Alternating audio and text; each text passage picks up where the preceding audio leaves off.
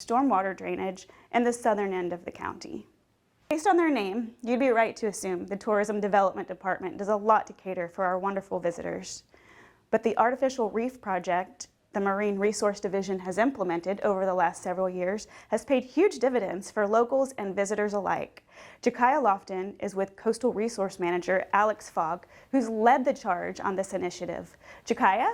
Thank you, April. I'm here with Alex Fogg, who's the Coastal Resource Manager for the Tourist Development Department, who's here to talk to us a little bit more about our artificial reefs. Yeah, so over the last year, we've been really active with artificial reefs. We received a lot of grant funds for the deployment of over 700 new artificial reefs in state waters off of Okaloosa County. Every single one of these is a prefabricated concrete module. It's basically just a concrete pyramid with a bunch of limestone embedded. They're anywhere from 8 feet up to 18 feet tall, deployed in a bunch of different clusters. Sometimes it might be 1 or 2 reefs, or sometimes it might be 20 or 30 reefs. It really just depends on the site. Wow. Yeah. And how many artificial reefs do we have around Okaloosa County?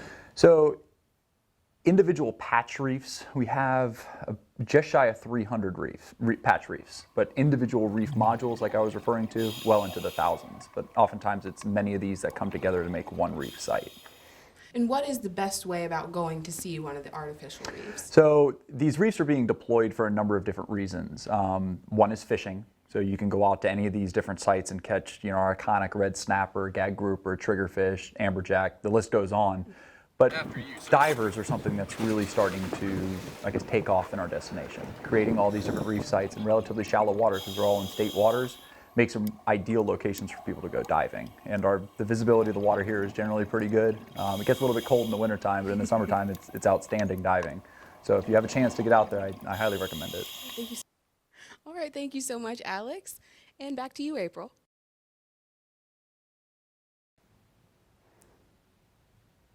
Awesome news for our community. That's all we have for this week. We'll see you next Friday. Enjoy your lunch.